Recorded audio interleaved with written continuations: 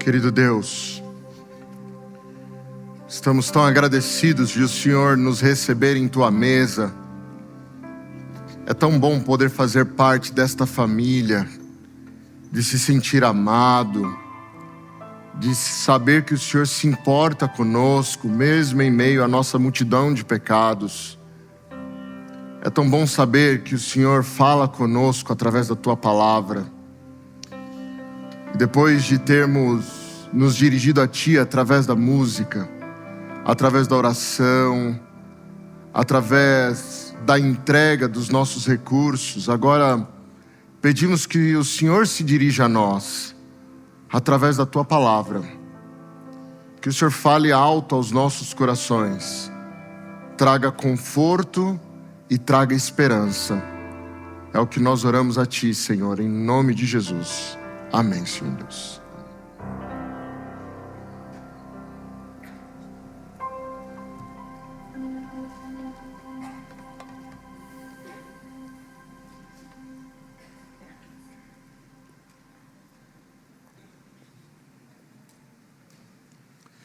Muito bem, feliz sábado a vocês.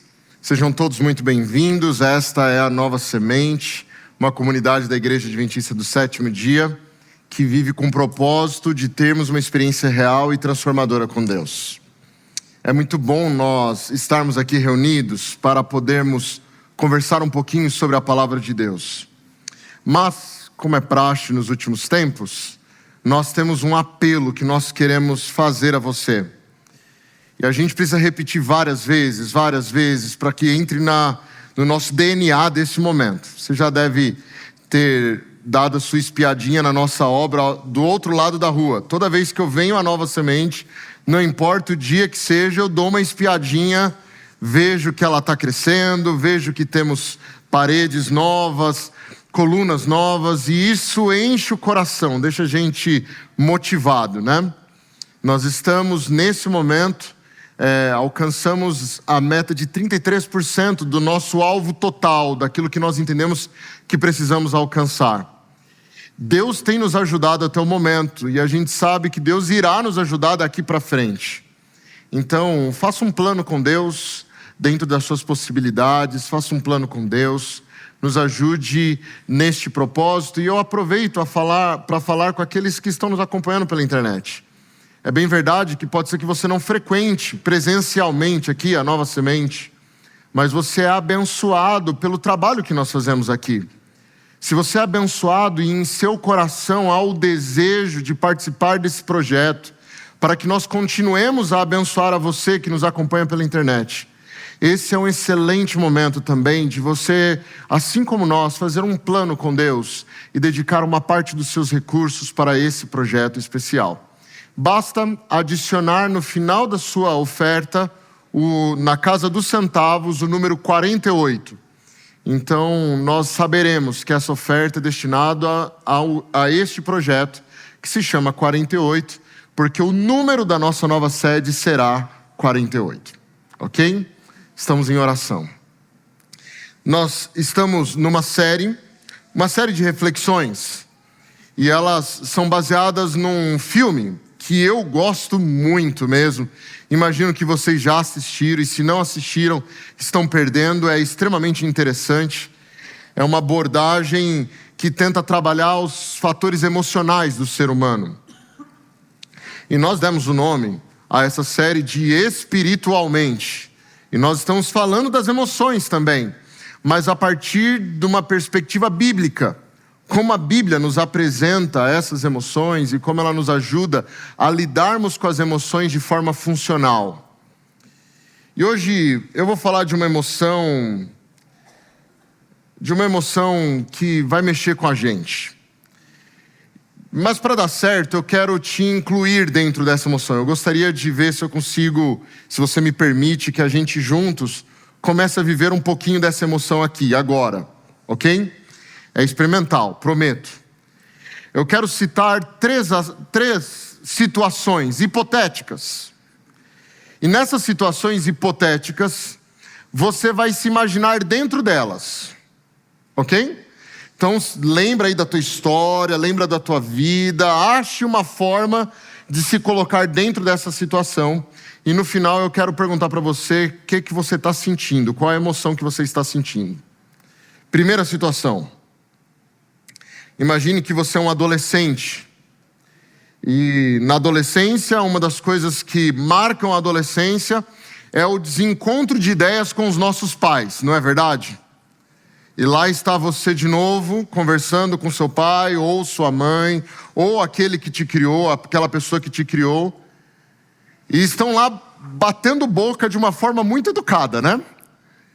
E vocês estão conversando talvez sobre uma nota baixa, talvez sobre alguma atitude irresponsável que você porventura tenha tido. E você tem a sensação que os seus pais não te entendem.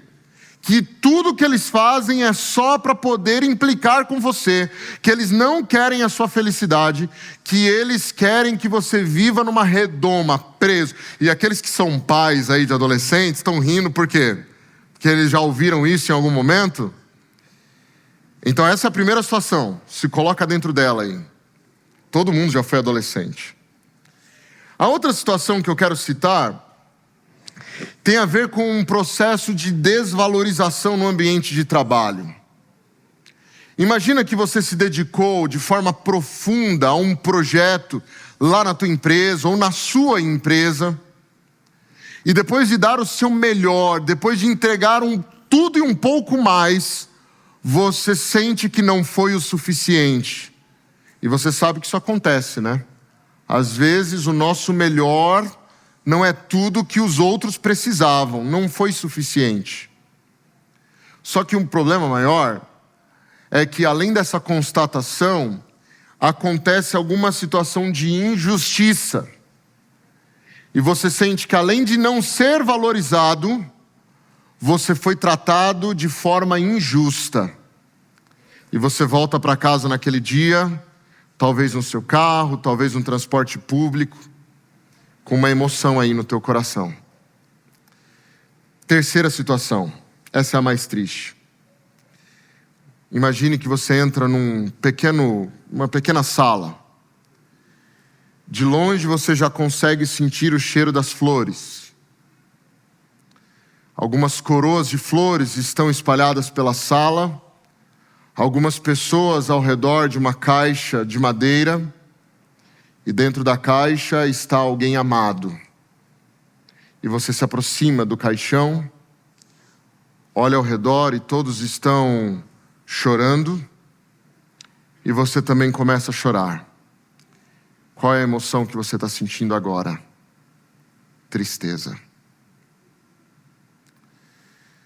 A tristeza é uma emoção fundamental.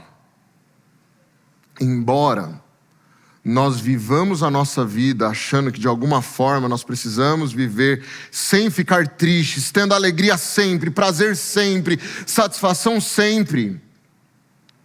A tristeza é uma emoção fundamental.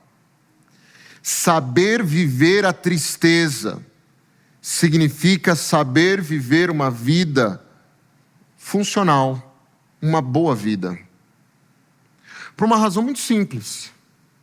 É impossível passar por essa vida sem ter que passar por momentos de tristeza. É impossível. A tristeza faz parte do combo do que é ser humano. Ser humano é ficar triste de forma eventual. É ficar triste.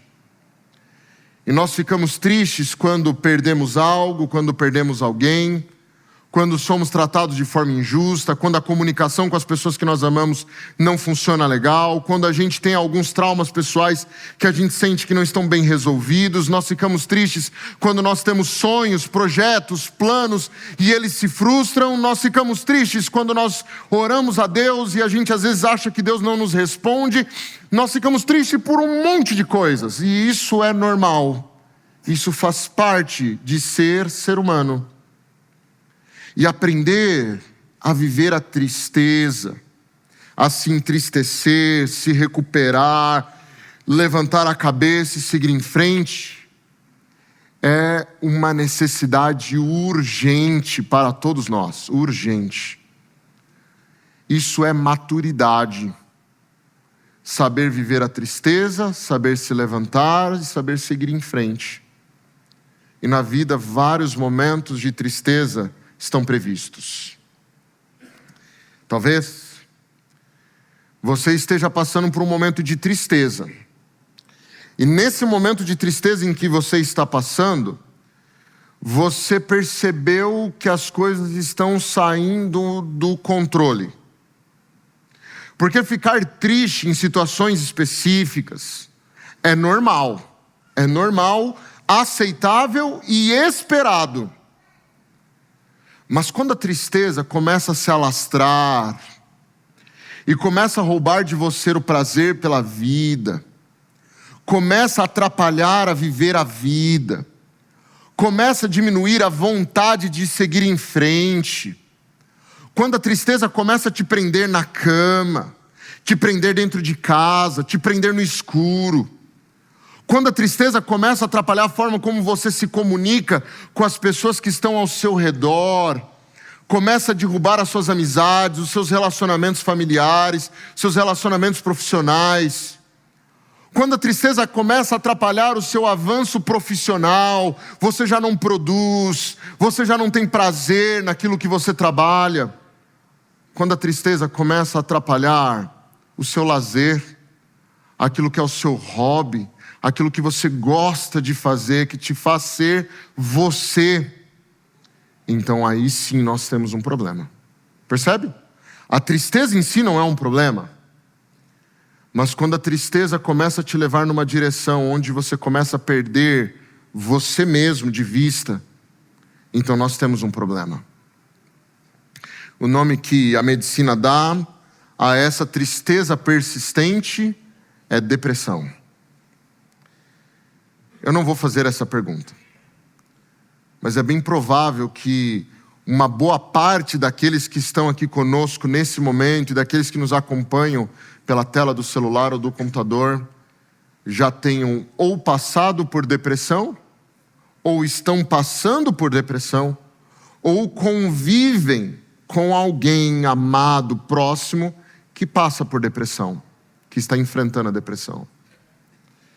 A Organização Mundial da Saúde caracteriza a depressão como um transtorno mental que é identificado por uma tristeza persistente. Veja, entristecer-se não é o problema, mas quando essa tristeza se torna crônica, persistente, nós temos um problema. A pessoa perde o interesse em atividades que normalmente são prazerosas e começa a ter uma incapacidade de realizar as atividades diárias durante pelo menos 2 semanas, é o que a Organização Mundial da Saúde diz.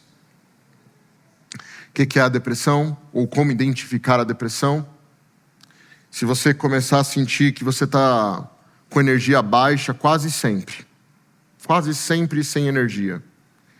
Quando você perceber mudanças no apetite, para mais ou para menos, mudança no sono, para mais ou para menos, se sentir ansioso, perder concentração, começar a ter momentos de indecisão, onde você não consegue tomar decisões simples do cotidiano, quando você começa a se sentir inquieto, com uma sensação de menos-valia, de que você não vale nada, uma culpa, uma desesperança, um desejo de morte, um pensamento até em tirar a própria vida, ou causar danos a si mesmo, um isolamento, então provavelmente você esteja entrando dentro desse espectro de doença, de transtorno mental, que é a depressão.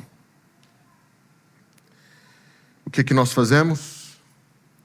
Quando entramos nessa situação, buscamos ajuda. O que pode causar a depressão? A depressão é causada por uma pluralidade de situações, de motivos. Tanto motivos internos quanto motivos externos. Questões biológicas, questões espirituais, por que não? Questões pessoais, questões sociais. Normalmente a depressão é classificada como reativa ou endógena. Reativa a algum gatilho, um fator estressante, um pensamento ou crenças ruins, um trauma, uma traição, uma perda. E endógena, porque uma pessoa deprimida tem uma mudança nas estruturas bioquímicas do cérebro. Há uma mudança ali na sua fisiologia. E por essa razão, a gente precisa tomar alguns cuidados quando nós falamos de depressão, especialmente no ambiente religioso. Porque normalmente nós costumamos dizer que uma pessoa deprimida, ou melhor, normalmente não, porque a gente não faz mais isso, né? Lá no passado faziam, aqui ninguém mais faz. Normalmente se dizia que a pessoa estava naquela situação por causa de pecado. Na melhor das hipóteses, uma fraqueza, uma inércia espiritual era utilizado como expressão para essa situação. Entenda que a depressão é por causa do pecado e não por causa de pecado. Ela é por causa do pecado, porque o pecado existe e ele deturpa tudo, deturpa a nossa saúde, deturpa as nossas relações. Então, o pecado, como existente em nossa realidade, afeta todas as coisas e é responsável por todas as doenças. Mas a depressão nem sempre é por causa de pecado ou de um pecado cometido pela pessoa. Nem sempre. Melhor, na maioria das vezes não é. Pode acontecer? Claro que pode. Davi é um exemplo disso. Foi por causa de um pecado que ele cometeu que ele entrou numa situação de angústia profunda, numa depressão. Mas nem sempre. Nem sempre. A depressão é uma doença. Por isso, a gente não vive culpando os doentes pelas suas doenças. Ninguém escolhe ficar doente. Ninguém fala assim, hoje eu quero ficar doente. Ninguém escolhe.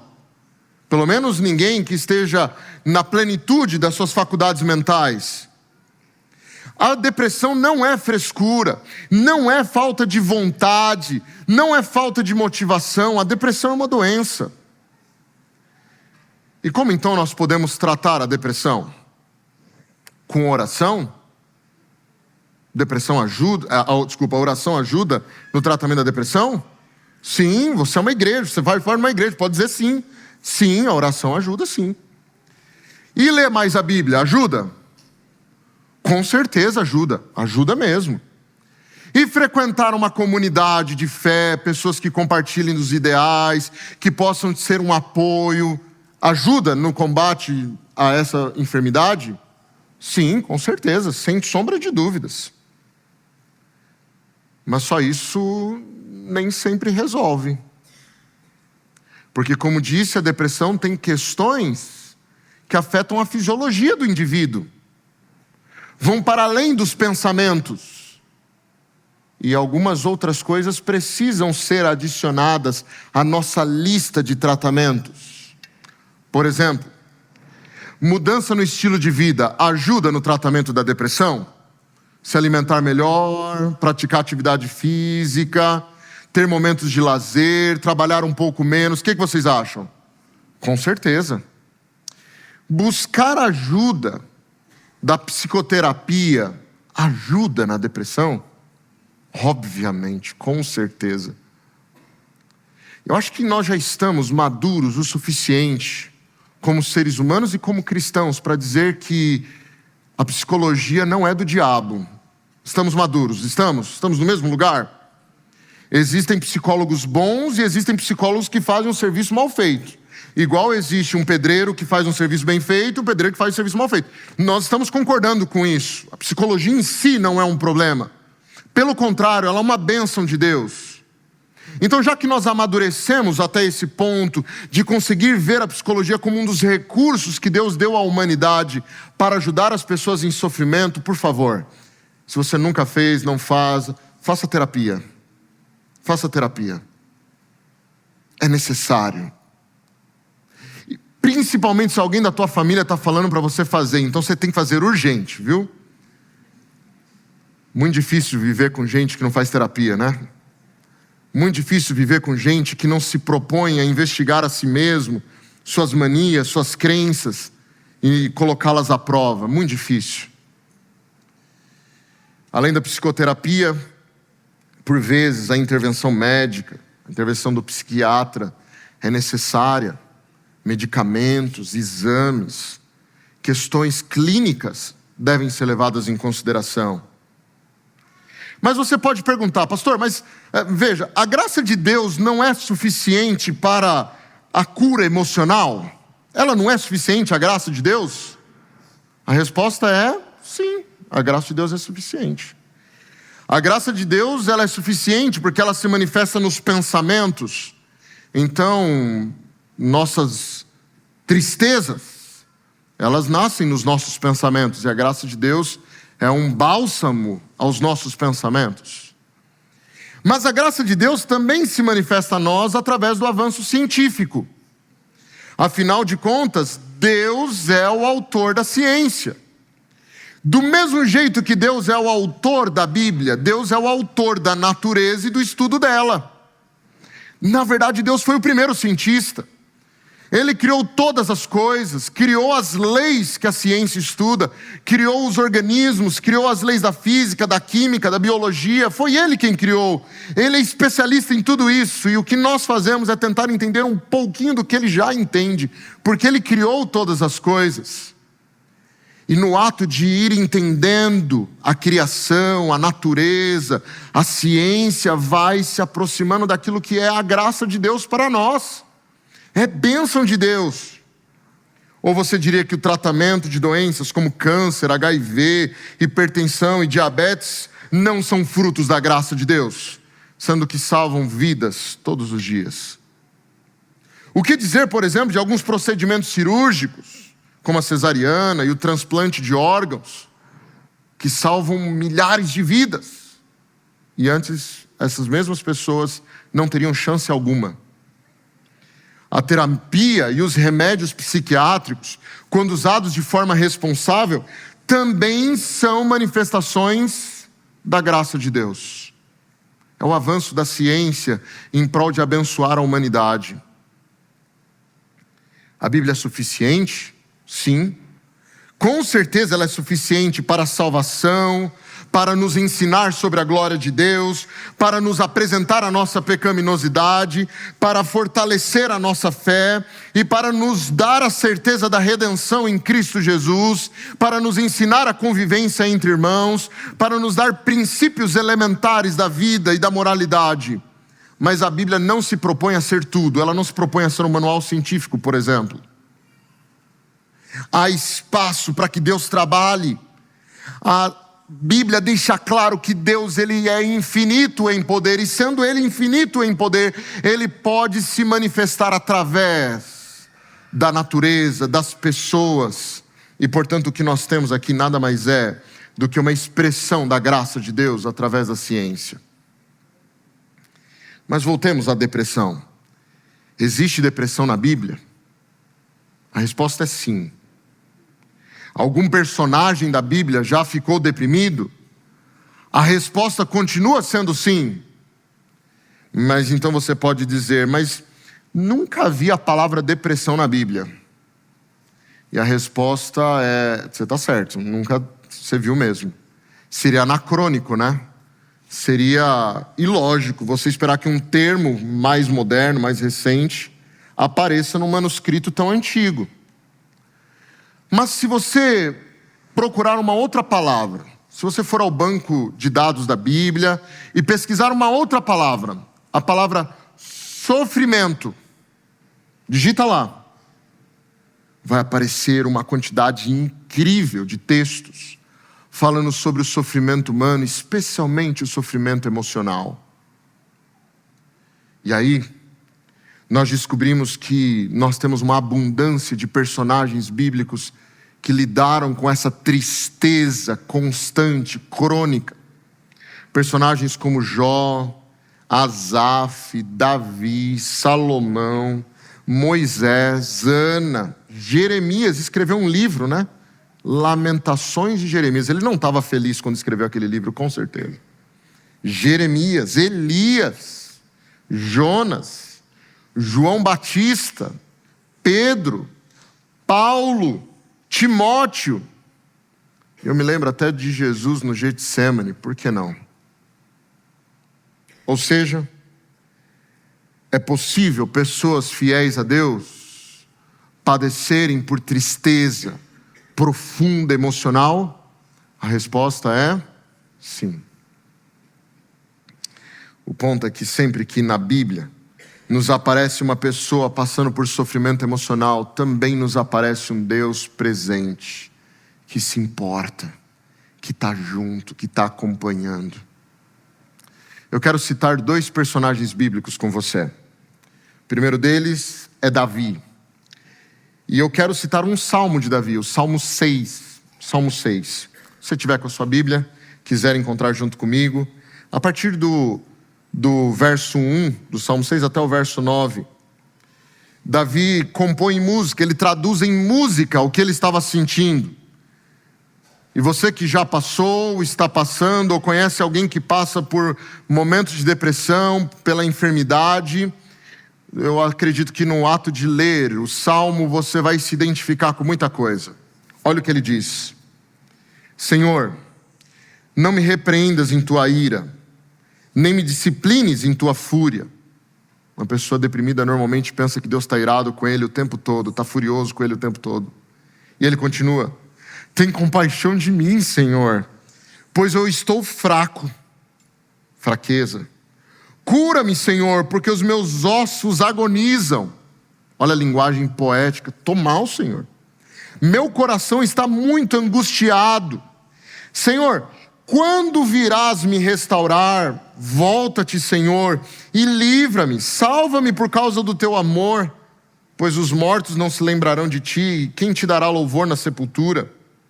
Estou exausto de tanto gemer. À noite, pessoas deprimidas sabem como a noite é desafiadora, né? À noite, inundo a cama de tanto chorar, e de lágrimas a encharco. A tristeza me embaça a vista. Meus olhos estão cansados por causa de todos os meus inimigos. Afastem-se de mim, todos vocês que praticam o mal, pois o Senhor ouviu o meu pranto. O Senhor ouviu a minha súplica. O Senhor respondeu a minha oração. Esse é Davi, o homem segundo o coração de Deus. Deprimido, chorando tanto a ponto de molhar o travesseiro com suas lágrimas. E às vezes a gente achando que só porque estamos passando por um momento de tristeza profunda, Deus não nos ama mais. Nós perdemos o status de filho de Deus. Mas aqui tem um indivíduo chamado Davi, o mesmo que você está lembrando, o homem segundo o coração de Deus, enfrentando o pior momento de sua vida. Como todos nós. Existe presença do mal no mundo. E o mal às vezes afeta os filhos de Deus. Uma das coisas que me chama a atenção nessa oração de Davi é que nas horas de angústia, nas horas de tristeza profunda, Davi não tem receios de ser sincero com Deus. Conheço algumas pessoas que às vezes têm receio de ser sincero com Deus. Às vezes chega para falar das suas lutas, das suas tristezas e diz assim: sabe o que às vezes eu acho? Não, deixa para lá. É um tipo de coisa que nem se pode falar para Deus, né? Como não? Joga limpo. Está com raiva? Pode falar para Ele: Senhor, não gostei não. Está triste? Deixa claro. Converse com Deus, Ele quer conversar com você, Ele quer te ouvir. Como um pai, como uma mãe que ama seus filhos, Deus também te ama. Então, na oração de Davi, a oração musical dele, ele diz assim: Senhor, estou debilitado, meus ossos abalados, minha alma está profundamente perturbada, e eu estou cansado, Senhor, de gemer, não aguento mais isso. E ele conclui: todas as noites Eu faço nadar o meu leito nas minhas lágrimas, e de tristeza os meus olhos estão consumidos, envelhecidos por causa dos meus adversários. Sinceridade completa a Deus do que ele estava sentindo. E como você acha que Deus respondeu às palavras de Davi? Será que Deus falou assim: Davi, para de frescura, Davi. Davi, você só reclama, Davi. Davi, para de ser tão ingrato. Você é pessimista demais. Você acha que é isso que Deus respondeu para ele? Vou te dizer algumas coisas que Deus poderia ter respondido a Davi. Como, por exemplo, que Deus disse a Jeremias: com amor eterno eu te amei, e por isso com bondade eu te atraí. Antes de formá-lo no ventre materno, eu já o conhecia, e antes de você nascer, eu o consagrei e constituí profetas das nações. Ou quando Deus diz para Isaías: Isaías, não temas, porque eu te livrei, chamei-te pelo teu nome, tu és meu. Quando passares pelas águas da vida, eu serei contigo. Quando passares pelos rios, eles não te encobrirão. Quando passares pelo fogo, a chama não arderá em ti, porque eu sou o Senhor, o teu Deus, e visto que você é precioso aos meus olhos, eu te amei. Eu tenho certeza que esse é o tipo de resposta que Deus teria dado a um filho sofredor. Filho, eu estou com você. Não tem nada nesse mundo que me faça te amar menos. Nada, nada. Eu sou o teu pai, eu te amo, independente do que você faça. Pais e mães que estão aqui me ouvindo, por favor, me diga: tem alguma coisa que o seu filho pode fazer para você parar de amá-lo? Não. Você pode discordar das atitudes dele, você pode discipliná-lo, você pode ser enfático que não concorda com o que ele fez ou com as decisões que ele tomou, mas jamais você para de amá-lo, mesmo que ele faça algo muito errado. Deus é assim, Ele não para de amar os seus filhos. Ele ama com todo o coração. Então, nesses momentos de dor, de angústia, de sofrimento, Deus se manifesta poderoso, presente, dá um abraço apertado e diz: filho, eu te amo. Pode ser que você não tenha forças para seguir em frente, mas eu vou com você. Você não está sozinho. A tristeza não precisa te consumir, porque eu sou o seu baluarte, eu sou sua força, eu sou a sua firmeza para enfrentar as lutas da vida. Esse é Davi. E Davi tinha uma certeza que Deus ouvia a sua oração. Maldosos, se afastem de mim, porque o Senhor ouviu o meu lamento, o Senhor ouviu a minha súplica, o Senhor acolheu, eu gosto dessa expressão, o Senhor acolheu a minha oração. O Senhor acolheu de forma amorosa e carinhosa. Esse é Davi. Mas eu quero concluir falando de um outro personagem. E com ele eu concluo. Lembra do Jó? Homem fiel, íntegro, reto, que temia a Deus e se desviava do mal. Eu quero concluir com ele. Ele, um homem muito rico, perdeu tudo que possuía. Você lembra da história? Perdeu todas as posses, perdeu os seus trabalhadores, perdeu seus filhos, perdeu a saúde. E então, em certo momento do livro de Jó, nós o encontramos assentado, coçando as feridas da pele com um caco de cerâmica e chorando. E então a esposa de Jó, que com todo direito falou o que falou, disse assim: Jó, amaldiçoa o seu Deus e morre, Jó. E a resposta que Jó dá a ela é o seguinte: eu nasci nu, nu eu irei morrer. O Senhor deu, o Senhor tomou. Bendito seja o nome do Senhor. O que Jó está querendo dizer é assim: olha, eu entendo a tristeza, mas tudo que eu tinha já não era meu, era de Deus, Ele que me deu. Se Ele quiser de volta, é direito dele, Ele pode levar tudo que Ele quiser. E a história de Jó ela é interessante para nós, porque ela nos lembra de uma parábola de Jesus, que é a parábola dos 2 alicerces, de Mateus 7. Na parábola você tem o sábio e o nécio, o tolo. Ambos constroem suas casas, um sobre a rocha e o outro sobre a areia. Só que se você ler a parábola, você vai perceber que ambos recebem a mesmíssima tempestade. Os ventos sopraram, a chuva caiu, os rios transbordaram.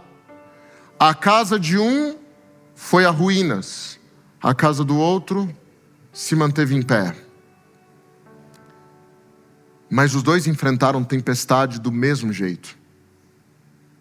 E às vezes a gente fica se perguntando, mas se eu sou fiel a Deus, se eu tento ser uma pessoa boa com aqueles que estão ao meu redor, se eu tento ser honesto, trabalhador, correto, por que eu estou enfrentando essa tempestade na minha vida? E a resposta é essa, porque você está vivendo nesse mesmo mundo que todo mundo está vivendo.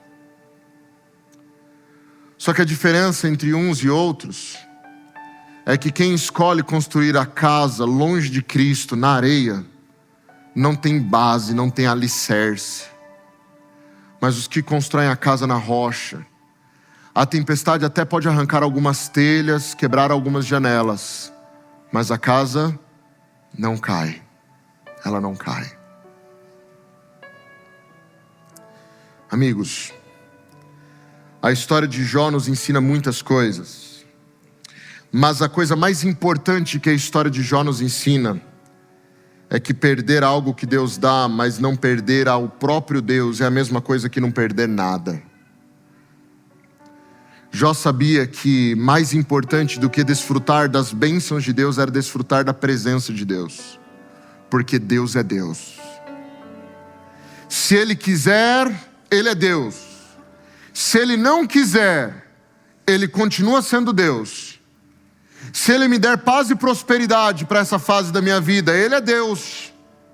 Mas se por alguma razão eu perder a paz e a prosperidade dessa vida, Ele continua sendo Deus. O que me importa é estar afirmado no lugar certo. Louvado seja o nome do Senhor. Tudo é dele. E eu quero concluir contando uma história que eu já contei aqui na Semente, mas eu acho que ela sempre cabe para esse momento. Toda vez que nós pais precisamos dar medicamentos, fazer exames aos nossos filhos, a gente sabe que a gente vai enfrentar uns momentos tempestuosos, não é verdade? Ele não entende o porquê. Ele não entende a necessidade da dor da agulha. Ele não entende a necessidade do porquê tem que engolir aquele remédio ruim. Ele não entende, ele chora. Os nossos filhos reclamam, porque a gente precisa fazer, mas eles não entendem o porquê. E a gente até tenta, né, uma educação respeitosa, explicar o porquê. Olha, precisa, porque é bom para a sua saúde. Mas principalmente na idade dos meus filhos, menos de 3 anos, nenhuma explicação vai ser suficiente. Você concorda comigo? Ele não entende o que é um vírus, ele não entende o que é uma doença, ele não entende isso. Então, como pai, eu não fico lá passando horas tentando explicar até ele entender o funcionamento da vacina. Eu não tento fazer isso, é tolice. O que eu faço como pai? Fico ao lado, pego no colo, dou o remédio para a dor se for necessário. Estou presente. E ele poderia dizer assim: pai, por quê? Me explica. Está doendo. O senhor não se importa com a minha dor? E a resposta seria: sim, eu me importo, mas você não vai entender agora. Então, por enquanto, papai está aqui com você até a dor acabar. Porque eu entendo que aquela dor menor do medicamento, do exame, do remédio, é muito menor a dor da doença em sua plenitude. Então eu estou lá cuidando. Talvez você seja esse filho sofredor, triste, que olha para Deus e diz: Senhor, o Senhor não vai fazer nada, o Senhor não se importa. E Deus, o nosso Pai de amor, te abraça com carinho e diz assim: filho, se eu te explicasse tudo o que tem para explicar sobre esse assunto, você não ia entender. Então, por enquanto, deita aqui no meu colo e saiba que eu sou Deus. Eu sei o que é melhor para você. Vai dar tudo certo. Desfrute da minha presença. Nós vamos cantar sobre isso agora. E enquanto você estiver cantando sobre isso, enche o seu coração com a esperança e com a certeza do cuidado fraternal do nosso Deus. Deus te abençoe.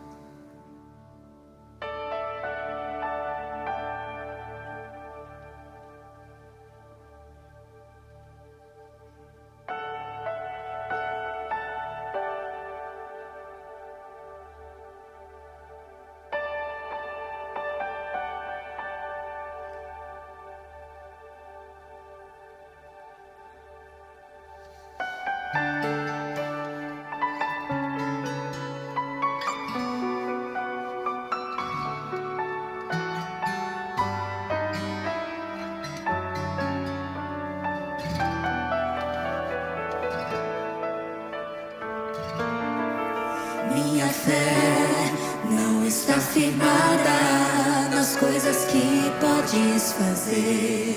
Eu aprendi a te adorar pelo que és.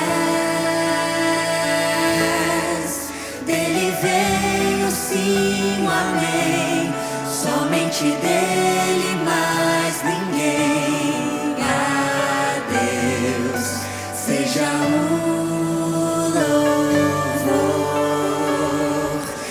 Deus fizer, Ele é Deus. Se não fizer, Ele é Deus. Se a porta abrir, Ele é Deus.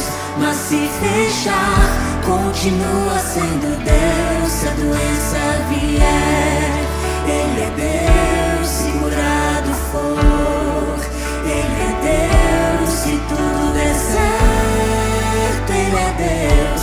Mas se não der, continua sendo Deus. E as meninas cantam. Minha fé não está firmada nas coisas que podes fazer. Eu aprendi a te adorar pelo que és. Dele veio sim, o amém. Somente dele.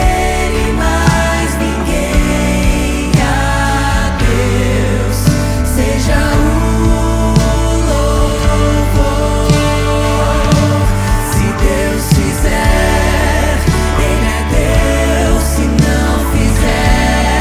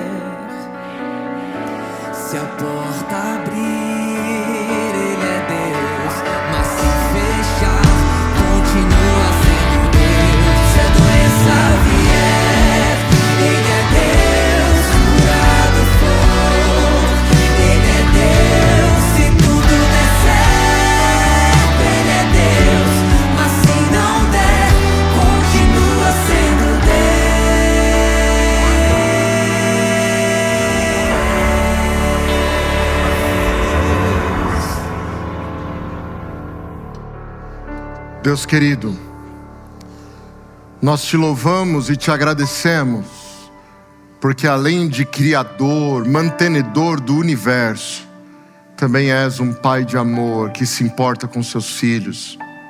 Alguém próximo, para quem nós podemos orar e pedir socorro em ocasião oportuna. Nós te agradecemos porque o Senhor nos aceita, mesmo com as nossas limitações, mesmo com o nosso sofrimento, e o Senhor nos acolhe com amor. Por isso, Senhor, queremos hoje nos dissolver em seus braços, na certeza de que o Senhor é forte para nos sustentar, Pai. Talvez, e o Senhor sabe, existam algumas pessoas com sofrimento emocional, com tristeza constante, aqui presentes. O Senhor conhece o coração de cada um, sabe das angústias, sabe das orações, da tristeza. Então, Pai, nesse momento, seja benevolente pela Tua graça e abrace a cada um de nós. É isso que nós te pedimos em nome de Jesus. Amém, Pai. Esta nova semente, vivemos hoje uma experiência real e transformadora com Deus. Que Deus te abençoe.